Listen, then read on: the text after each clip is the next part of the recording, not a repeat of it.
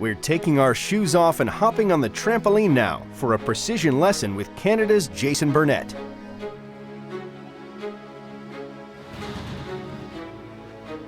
To be a great trampolinist, you have to have no fear. There are so many athletes who get derailed from the sport very early on because they become scared of a certain element or a certain skill or a certain movement in the air. And that can be a very nerve-wracking time in an athlete's career when they get lost in the air and they don't know how to save themselves and they end up falling out of the sky basically, and they can't predict how they're going to land or whether they'll get hurt or not. I started trampoline when I was 10 years old, and what I loved about it right from the very beginning is just the feeling of flying. Jumping up as high as I possibly could and then flipping through the air, and to this day I absolutely love doing that. Trampoline is under the umbrella of gymnastics. So we show a routine to a panel of judges. Each routine has 10 different skills, and those skills are made up of flips and somersaults and twists. The standard competition trampoline is 7 by 14 feet, and there's about 4.5 feet underneath the trampoline, which is enough space for most athletes to sink all the way down and get to the bottom of the bed and then sort of catapulted out of the trampoline and into their bounce or into their trick. When you get on the trampoline, you're aiming to build height. You can just start jumping, but the problem is the trampoline is a very unpredictable piece of equipment, and staying in the center and in that sweet spot is probably one of the most challenging parts of being on the trampoline. As you can see, we've got an X right in the center, and that's where you'll get the most power. As soon as you start traveling forwards, backwards, side to side, you'll start losing power and you'll have to start correcting your bounces to get back to the middle to that sweet spot. We use our arms, create circles. We want the weight of the body to go through our heels, not our toes, or else you can end up leaning forwards, leaving the center cross.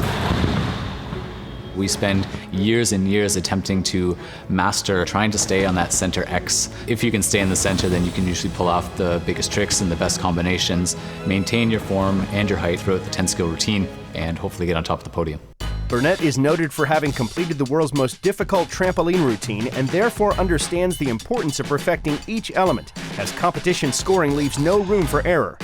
The scoring system in trampoline has 3 different elements. There's height, form, and degree of difficulty. The height is based on how high an athlete jumps, so we'll have machines under the trampoline that will record how much time an athlete spends in the air. They'll add up the numbers, and the higher you bounce, then the higher score you get. Every skill that we do has a certain point value awarded to it based on how many flips and twists that we do. So we add up the 10 different moves and the point value of the 10 different moves to get our degree of difficulty score. And then our form score comes from the panel of judges, and form is based off of how far we travel on the trampoline. Do we have straight legs, pointed toes, good posture in the air, all that type of stuff.